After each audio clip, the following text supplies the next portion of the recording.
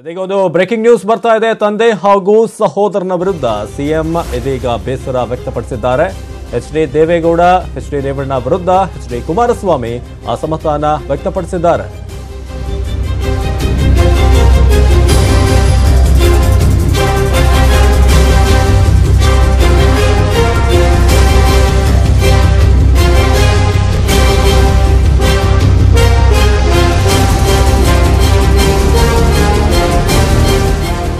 ಮುಖ್ಯಮಂತ್ರಿ ಎಚ್.ಡಿ. ಕುಮಾರಸ್ವಾಮಿ ಇದೀಗ ತಂದೆ ಎಚ್.ಡಿ. ದೇವೇಗೌಡ ಮತ್ತು ಸಹೋದರ ಎಚ್.ಡಿ. ರೇವಣ್ಣ ವಿರುದ್ಧ ಅಸಮಾಧಾನ ವ್ಯಕ್ತಪಡಿಸಿದ್ದಾರೆ. ಇಷ್ಟಕ್ಕೂ ಸಿಎಂ ಇಷ್ಟು ಬೇಸರಗೊಂಡಿರೋದು ಯಾಕೆ? ಜೊತೆಗೆ ಎಲ್ಲೊಂದ್ ಕಡೆ ಸೂಪರ್ ಸಿಎಂ ಆಗ್ತಿದ್ದಾರೆ ಎಚ್.ಡಿ. ರೇವಣ್ಣ ಅನ್ನೋ ಒಂದು ಮಾತುಗಳು ಕೂಡ ಕೇಳಿ ಬರ್ತಾ ಇದೆ.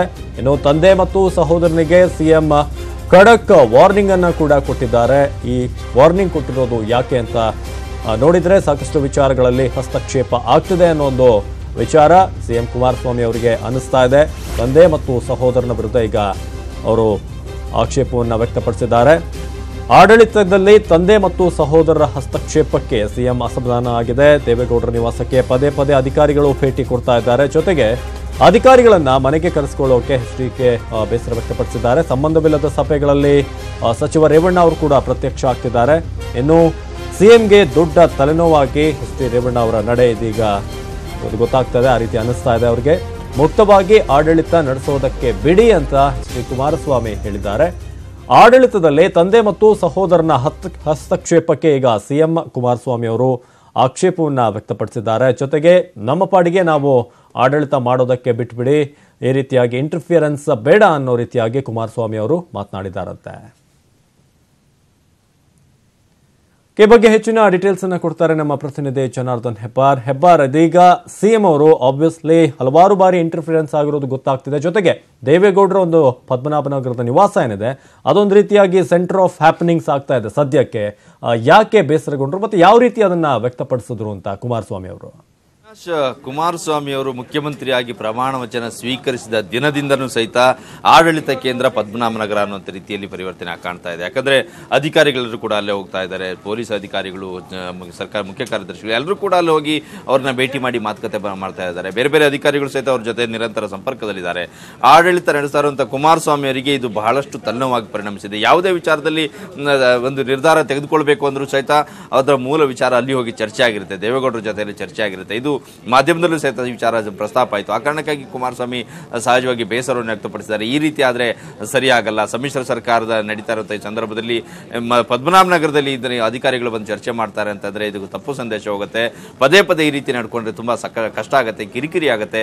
ಹಾಗಾಗಿ ಆಡಳಿತ ವಿಚಾರದಲ್ಲಿ ಯಾವುದೇ ಕಾರಣಕ್ಕೂ ನೀವು ಪ್ರವೇಶ ಮಾಡಬೇಡಿ ಅಂತೇಳಿ ನೇರವಾಗಿ ಕುಮಾರಸ್ವಾಮಿ ಅವರು ದೇವೇಗೌಡರಿಗೆ ಹೇಳಿದ್ದಾರೆ ಅನ್ನೋ ಮಾಹಿತಿ ಲಭ್ಯವಾಗಿದೆ. ಜೊತೆಗೆ ದೇವೇಗೌಡರು ಮಾತ್ರ ಅಲ್ಲ, ದೇವೇಗೌಡರ ಸೂಚನೆ ಮೇರೆಗೂ ಅಥವಾ ಅವರ ವೈಯಕ್ತಿಕ ನಿರ್ಧಾರದಿಂದ ಗೊತ್ತಿಲ್ಲ, ರೇವಣ್ಣ ಅವರು ಪದೇ ಪದೇ ಕುಮಾರಸ್ವಾಮಿ ಅವರ ಆಡಳಿತದಲ್ಲಿ ಕೈ ಹಾಕ್ತಾ ಇದ್ದಾರೆ. ಯಾವುದೇ ಸಭೆ ಇದ್ರೂ ಸಹಿತ ಅಲ್ಲಿ ಹೋಗಿ ಪ್ರತ್ಯಕ್ಷರಾಗ್ತಾರೆ. ರೇವಣ್ಣ ಅವರಿಗೆ ಸಂಬಂಧ ಇಲ್ಲದೆ ಇದ್ರು ಸಹಿತ, ಅವರಿಗೆ ಸಂಬಂಧಪಟ್ಟದಿರುವಂತಹ ವಿಚಾರ ಆಗಿದ್ರು ಸಹಿತ ಅಲ್ಲಿ ರೇವಣ್ಣ ಅವರು ಬಂದು ಉಪಸ್ಥಿತರಿರ್ತಾರೆ, ಸಭೆಯಲ್ಲಿ ಪಾಲ್ಗೊಳ್ತಾರೆ. ಬೇಡ ಅನ್ನೋ ಆಗಿಲ್ಲ, ಏನು ಅಲ್ಲಿ ಉಳ್ಕೊಳ್ಳಿ ಅಂತ ಹೇಳುವಾಗೂ ಇಲ್ಲ. ಈ ಎಲ್ಲ ವಿಚಾರನೂ ಸಹಿತ ಕುಮಾರಸ್ವಾಮಿಗೆ ಸಾಕಷ್ಟು ತಲೆನೋವಾಗಿ ಪರಿಣಮಿಸಿತು. ಆಡಳಿತ ಮುಕ್ತವಾಗಿ ಆಡಳಿತ ನಡೆಸೋದಕ್ಕೆ ಅವಕಾಶ ಸಿಗ್ತಾ ಇಲ್ಲ ಅನ್ನೋ ರೀತಿಯಲ್ಲಿ ಅವರ ಕೈಯನ್ನು ಕಟ್ಟಾಕದ ರೀತಿಯಲ್ಲಿ ಅವರಿಗೆ ಭಾಸ ಆಗ್ತಾ ಇತ್ತು. ಅದೇ ಕಾರಣಕ್ಕಾಗಿ ಸಾಕಷ್ಟು ಬೇಸರವನ್ನು ವ್ಯಕ್ತಪಡಿಸಿದ್ರು. ರೇವಣ್ಣ ಅವರಿಗೂ ಮತ್ತು ದೇವೇಗೌಡರಿಗೆ ಇಬ್ಬರಿಗೂ ಹೇಳಿದ್ರು, ಆಡಳಿತ ವಿಚಾರದಲ್ಲಿ ಎಲ್ಲೂ ಕೂಡ ಮಧ್ಯೆ ಪ್ರವೇಶ ಮಾಡಬೇಡಿ, ಯಾವುದೇ ವಿಚಾರ ಇದ್ರೂ ನನ್ನ ಹತ್ರ ನೇರವಾಗಿ ಕೇಳಿ, ಅದರ ಬಗ್ಗೆ ನಾನು ಮಾತಾಡ್ತೀನಿ. ಆದರೆ ಇಂತಹ ವಿಚಾರದಲ್ಲಿ ಅಧಿಕಾರಿಗಳನ್ನ ಕರೆಸಿ ಮಾತನಾಡೋದು, ಸಂಬಂಧ ಇಲ್ಲದಿರುವಂತಹ ಸಭೆಯಲ್ಲಿ ಬಂದು ಉಪಸ್ಥಿತರು ಇರುವುದು, ಅಲ್ಲಿ ಬಂದು ಮಾತನಾಡೋದು, ಮಾಧ್ಯಮದವರು ಕರೆದು ಅವ್ರ ಜೊತೆ ಮಾತನಾಡ್ತಾ ಇರುವಂತಹ ಸಂದರ್ಭದಲ್ಲೂ ಸಹಿತ ರೇವಣ್ಣ ಅವರು ಬಂದು ಮಾತನಾಡುವಂತಹ ಉದಾಹರಣೆಗಳಿದ್ದಾವೆ. ಇದೆಲ್ಲ ರೀತಿ ಆದರೆ ಖಂಡಿತವಾಗ್ಲೂ ಇದು ಬೇಸರ ಕಾರಣ ಆಗುತ್ತೆ. ಕಾಂಗ್ರೆಸ್ನವರು ಸಹಿತ ಇದ್ರ ಬಗ್ಗೆ ಆಕ್ಷೇಪವನ್ನು ವ್ಯಕ್ತಪಡಿಸ್ತಾ ಇದ್ದಾರೆ. ಈ ರೀತಿಯಾಗಿ ನಡ್ಕೊಳ್ಳೋದು ಸರಿಯಲ್ಲ. ಸಮ್ಮಿಶ್ರ ಸರ್ಕಾರದಲ್ಲಿ ಎಲ್ಲಾ ವಿಚಾರಗಳು ಕೌಂಟ್ ಆಗುತ್ತೆ. ಮುಂದೊಂದಿನ ಅಸಮಾಧಾನ ಬಂದಂತಹ ಸಂದರ್ಭದಲ್ಲಿ ಇದು ಖಂಡಿತ ದೊಡ್ಡ ಸಮಸ್ಯೆಯಾಗಿ ಪರಿಣಮಿಸುತ್ತೆ. ಆ ಕಾರಣಕ್ಕಾಗಿ ಇಬ್ಬರು ಕೂಡ ಮುಕ್ತವಾಗಿ ಆಡಳಿತ ನಡೆಸೋದಕ್ಕೆ ಅವಕಾಶ ಕೊಡಿ ಅಂತೇಳಿ ರೇವಣ್ಣ ಅವರಿಗೆ ಹಾಗೂ ದೇವೇಗೌಡರಿಗೆ ಮುಖ್ಯಮಂತ್ರಿ ಕುಮಾರಸ್ವಾಮಿ ನೇರವಾಗಿ ಹೇಳಿದ್ದಾರೆ ಅನ್ನೋ ಮಾಹಿತಿ ಲಭ್ಯ ಆಗಿದೆ. ಅವಿನಾಶ್ ಹೆಬ್ಬಾರ್, ಇನ್ನು ರೇವಣ್ಣ ಅವರ ವಿಚಾರವಾಗಿ ಒಂದು ರೀತಿಯಾಗಿ ಸೂಪರ್ ಸಿಎಂ ತರ ಆಗ್ತಿದೆ ಅಂತ ಅವರು ಮೊನ್ನೆ ಬಂದಾಗಲೇ 51 ಇಂಜಿನಿಯರ್ಗಳ ಟ್ರಾನ್ಸ್ಫರ್ ವಿಚಾರ ಕೂಡ ಬಂದಿತ್ತು. ಅದೇ ರೀತಿಯಾಗಿ ಎಲ್ಲೋ ಒಂದ್ ಕಡೆ ಅವರ ಒಂದು ಇಂಟರ್ಫಿಯರೆನ್ಸ್. ಇನ್ನೊಂದು ವಿಚಾರ ಅಂದ್ರೆ JDSಗೆ ಒಂದು ತಂದೆ ಮಕ್ಕಳ ಪಕ್ಷ ಅನ್ನೋ ಒಂದು ಟ್ಯಾಗ್ ಆಲ್ರೆಡಿ ಇದೆ, ಅದನ್ನ ಮತ್ತೆ ಮತ್ತೆ ಪ್ರೂವ್ ಮಾಡ್ತಿದ್ದಾರಾ ಅಂತ ಈಗ ರೇವಣ್ಣ ಮತ್ತು ದೇವೇಗೌಡರು ಈ ರೀತಿಯಾಗಿ ಇಂಟರ್ಫಿಯರೆನ್ಸ್ ಆಗೋದ್ರಿಂದ ಸರ್ಕಾರದಲ್ಲಿ ಖಂಡಿತ ಅವಿನಾಶ್, ಇನ್ನೊಂದು ವಿಚಾರ ನೋಡೋದಾದ್ರೆ ಮುಖ್ಯಮಂತ್ರಿಗಳಿಗೆ ನೇರವಾಗಿ ಯಡಿಯೂರಪ್ಪನವರು ಸದನದಲ್ಲಿ ಹೇಳಿದ್ರು, ಅಪ್ಪ ಮಕ್ಕಳು ಇಬ್ಬರು ಸೇರಿ ಕಾಂಗ್ರೆಸ್ ಅನ್ನ ಮುಗಿಸಿಬಿಡ್ತಾರೆ ಅಂತೇಳಿ. ಅಂತ ಒಂದು ಮಾತಿಗೆ ಪೂರಕ ಅನ್ನುವಂತೆ ಇವತ್ತಿನ ಇವರು ನಡೆ ಕಾಣ್ತಾ ಇದೆ. ದೇವೇಗೌಡರು ಹಸ್ತಕ್ಷೇಪ ಮಾಡ್ತಾರೆ, ರೇವಣ್ಣ ಅವರು ಹಸ್ತಕ್ಷೇಪ ಮಾಡ್ತಾರೆ, ಕುಮಾರಸ್ವಾಮಿ ಅವರು ಸಹಜವಾಗಿ ಮುಖ್ಯಮಂತ್ರಿ ಅವರು ಆಡಳಿತ ನಡೆಸಬೇಕಾಗಿದೆ. ಹಾಗಾಗಿ ರೇವಣ್ಣ ಅವರು ಒಂದು ಕಡೆಯಲ್ಲಿ ಸೂಪರ್ ಸಿಎಂ ರೀತಿಯಲ್ಲಿ ಕೂಡ ನಡ್ಕೊಳ್ತಾ ಇದ್ದಾರೆ ಅನ್ನೋದು.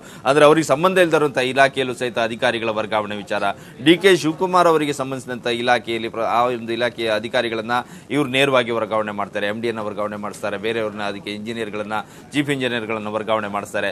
ಅಂದ್ರೆ ಎಲ್ಲಾ ವಿಚಾರದಲ್ಲೂ ಸಹಿತ ರೇವಣ್ಣ ಅವರು ಹಸ್ತಕ್ಷೇಪ ಮಾಡ್ತಾ ಇದ್ದಾರೆ ಅನ್ನೋದು ಇಲ್ಲಿ ಸ್ಪಷ್ಟ ಆಗುತ್ತೆ. ಅವ್ರಿಗೆ ಸಂಬಂಧ ಇಲ್ಲದಿರುವಂತಹ ಮೀಟಿಂಗ್ ನಲ್ಲಿ ಪಾಲ್ಗೊಳ್ಳೋದು, ಅವ್ರಿಗೆ ಸಂಬಂಧ ಇಲ್ಲದಂತಹ ಇಲಾಖೆಯ ಅಧಿಕಾರಿಗಳ ವರ್ಗಾವಣೆ ಮಾಡೋದು, ಅವರ ಆಪ್ತರನ್ನ ಬಂದಲ್ಲಿ ಕೂರಿಸ್ಕೊಳ್ತಾ ಇದ್ದಾರೆ. ಅಂದ್ರೆ ಇದರಲ್ಲಿ ನೇರವಾಗಿ ಹಸ್ತಕ್ಷೇಪ ಅನ್ನೋದು ಸ್ಪಷ್ಟ ಆಗುತ್ತೆ. ದೇವೇಗೌಡರು ಸಹಿತ ಇದಕ್ಕೆ ಸಪೋರ್ಟಿವ್ ಆಗಿ ನಿಂತ್ಕೊಂಡ್ರ ರೇವಣ್ಣ ಅವರಿಗೂ ಅನ್ನೋದು ಕೂಡ ಅಲ್ಲಿ ಭಾಸವಾಗುತ್ತೆ. ಯಾಕಂತಂದ್ರೆ ಇಂಥ ಸಂದರ್ಭದಲ್ಲಿ ಖಡಕ್ ಆಗಿ ಅವರಿಗೆ ಸೂಚನೆ ಕೊಡುವಂತಹ ಸ್ಥಾನದಲ್ಲಿ ದೇವೇಗೌಡರು ಇದ್ದಾರೆ.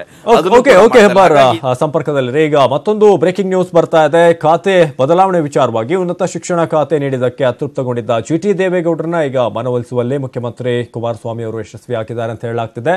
ಜಿಟಿ ದೇವೇಗೌಡರು ಬಯಸಿದಂತೆ ಸಹಕಾರ ಖಾತೆ ಜೊತೆಗೆ ಮೈಸೂರು ಉಸ್ತುವಾರಿ ಸ್ಥಾನವನ್ನು ನೀಡುವಂತಹ ಭರವಸೆಯನ್ನ ನೀಡಿದ್ದಾರೆ ಅನ್ನೋ ಒಂದು ಮಾಹಿತಿ ನ್ಯೂಸ್ 18 ಕನ್ನಡಕ್ಕೆ ಲಭ್ಯವಾಗಿದೆ. ಈಗಾಗಲೇ ಬಂಡೆಪ್ಪ ಕಾಶೆಂಪೂರ್ಗೆ ನೀಡಿದ್ದಂತಹ ಸಹಕಾರ ಖಾತೆಯನ್ನ ಜಿಟಿ ದೇವೇಗೌಡರಿಗೆ ನೀಡಿ ಕಾಶೆಂಪೂರ್ಗೆ ಬೇರೆ ಖಾತೆ ನೀಡಿ ಎಂದು ಅಧಿಕೃತ ಘೋಷಣೆ ಮಾಡುವಂತಹ ಸಾಧ್ಯತೆ ಇದೆ.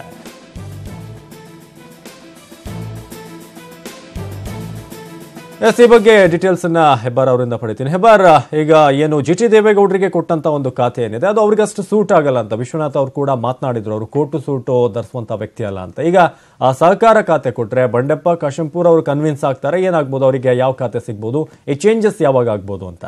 ಅವಿನಾಶ್, ಖಾತೆ ವಿಚಾರ ಇನ್ನೂ ಕೂಡ ಮುಂದುವರೆದಿದೆ. ಒಂದು ಹಂತದಲ್ಲಿ ಇಬ್ಬರು ಸಚಿವರುಗಳನ್ನ ಸಮಾಧಾನ ಪಡಿಸುವಂತ ಪ್ರಯತ್ನದಲ್ಲಿ ಕುಮಾರಸ್ವಾಮಿ ಯಶಸ್ವಿಯಾಗಿದ್ದಾರೆ. ಆದ್ರೆ ಆ ಉಳಿದಂತ ಖಾತೆ ಬೇರೆಯವರಿಂದ ಖಾತೆ ಇವರಿಗೆ ತೆಗೆದುಕೊಡುವಂತ ಸಂದರ್ಭದಲ್ಲಿ ಅವರೇನು ಇನ್ನು ಭಿನ್ನಮತ ಕೇಳಬಹುದಾ, ಅಲ್ಲಿ ಅಸಮಾಧಾನ ವ್ಯಕ್ತಪಡಿಸುವ ಅನ್ನೋದು ಕುತೂಹಲ. ಆದ್ರೆ ಸದ್ಯದ ಪರಿಸ್ಥಿತಿಯಲ್ಲಿ ಮೈಸೂರಿನಲ್ಲಿ 2 ದಿನದ ಮುಖ್ಯಮಂತ್ರಿ ಕುಮಾರಸ್ವಾಮಿ ಅಲ್ಲೇ ವಾಸ್ತವ್ಯದಲ್ಲಿದ್ದಾರೆ, ವಾಸ್ತವ ಮಾಡ್ತಾ ಇದ್ದಾರೆ. ಆ ಕಾರಣಕ್ಕಾಗಿ ಅಂದ್ರೆ ಇಬ್ಬರು ಸಚಿವರನ್ನ ಕರೆದು ಮಾತನಾಡಬೇಕು ಅನ್ನೋ ಕಾರಣಕ್ಕಾಗಿ ಅವರಲ್ಲಿ ಹೋಗಿರೋದು ಕೂಡ ಬಹುತೇಕ ಖಚಿತ ಅನ್ನೋದು ಇವತ್ತಿನ ನಡೆಯಿಂದ ಗೊತ್ತಾಗುತ್ತೆ. ಜಿಟಿ ದೇವೇಗೌಡರನ್ನ ಕರೆಸಿ ಹೇಳಿದ್ದಾರೆ, ಉನ್ನತ ಶಿಕ್ಷಣ ಇವರಿಗೆ ಕೊಟ್ಟಿದ್ರು, ಅವರಿಗೆ ಅದನ್ನ ಆ ಖಾತೆ ತನಗೆ ಆಗಲ್ಲ ಅಂತೇಳಿ ಜಿಟಿ ದೇವೇಗೌಡರು ಕೂಡ ಸ್ಪಷ್ಟವಾಗಿ ಹೇಳಿದ್ರು. ತಾನು ಓದಿರೋದು 8ನೇ ಕ್ಲಾಸು, ಇಂಥ ಖಾತೆಯನ್ನು ತೆಗೆದುಕೊಂಡ್ರೆ ಕಷ್ಟ ಆಗತ್ತೆ ನಿರ್ವಹಿಸುವುದು ಅನ್ನೋದು ಮಾತು. ಆ ಕಾರಣಕ್ಕಾಗಿ ಖಾತೆ ಬದಲಾವಣೆ ವಿಚಾರದಲ್ಲೂ ಸಹಿತ ಕುಮಾರಸ್ವಾಮಿ ಈಗ ಒಪ್ಕೊಂಡಿದ್ದಾರೆ. ಜೊತೆಗೆ ಮೈಸೂರಿನ ಉಸ್ತುವಾರಿ ವಿಚಾರನೂ ಕೂಡ ಅವರಿಗೆ ಕೊಡುವಂತ, ಮೈಸೂರು ಉಸ್ತುವಾರಿ ಸಚಿವರನ್ನ ಕೂಡ ಅವ್ರನ್ನೇ ನೇಮಕ ಮಾಡುವಂತ ಸಾಧ್ಯತೆ ಇದೆ. ಅದನ್ನು ಕೂಡ ಒಪ್ಕೊಂಡಿದ್ದಾರೆ ಕುಮಾರಸ್ವಾಮಿ ಅಂತ ಹೇಳಲಾಗ್ತದೆ. ಈ ಕಡೆ ಪುಟ್ಟರಾಜು ಅವರಿಗೂ ಸಹಿತ ಮಂಡ್ಯ ಜಿಲ್ಲೆ ಉಸ್ತುವಾರಿ ಕೊಡ್ತೀವಿ ಅಂತ ಹೇಳಿ ಭರವಸೆಯನ್ನ ಕೊಟ್ಟಿದ್ದಾರೆ.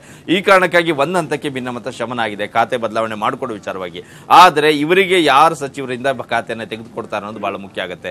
ಸದ್ಯಕ್ಕೆ ಸಹಕಾರ ಅಂತ ಹೇಳ್ತಾ ಇದ್ದಾರೆ. ಆದ್ರೆ ಸಹಕಾರ ಸಚಿವ ಖಾತೆಯನ್ನು ಹೊಂದ್ಕೊಂಡಂತ ಸಚಿವರಿಗೆ ಇದಕ್ಕೆ ಒಪ್ಕೊಳ್ತಾರ, ಅವರಿಗೆ ಬೇರೆ ಯಾವ ಖಾತೆ ಅವರಿಗೆ ನಿರೀಕ್ಷೆ ಇತ್ತು. ಈಗ ಜಿಟಿ ದೇವೇಗೌಡರು ಮತ್ತೆ ಪುಟ್ಟರಾಜು ಅವರಿಗೆ ಕೇಳಿದಂತ ಖಾತೆಗಳು ಸಿಗ್ತಾವೆ ಅಂತ ಆದ್ರೆ ನಮಗೆ ಯಾಕೆ ಕೇಳಿದಂತ ಖಾತೆ ಇಲ್ಲ ಅಂತೇಳಿ ಈಗ ಉಳಿದ ಸಚಿವರುಗಳು ಅಸಮಾಧಾನ ವ್ಯಕ್ತಪಡಿಸುವ ಸಾಧ್ಯತೆ ಇದೆ. ಒಂದು ಹಂತಕ್ಕೆ ಒಂದು ಕಡೆಯಲ್ಲಿ ಭಿನ್ನಮತ ಶಮನ ಮಾಡುವಲ್ಲಿ ಕುಮಾರಸ್ವಾಮಿ ಯಶಸ್ವಿಯಾಗಿದ್ದಾರೆ. ಅವಿನಾಶ್, ಧನ್ಯವಾದ ಹೆಬ್ಬಾರ್ ಎಲ್ಲ ಮಾಹಿತಿಗೆ.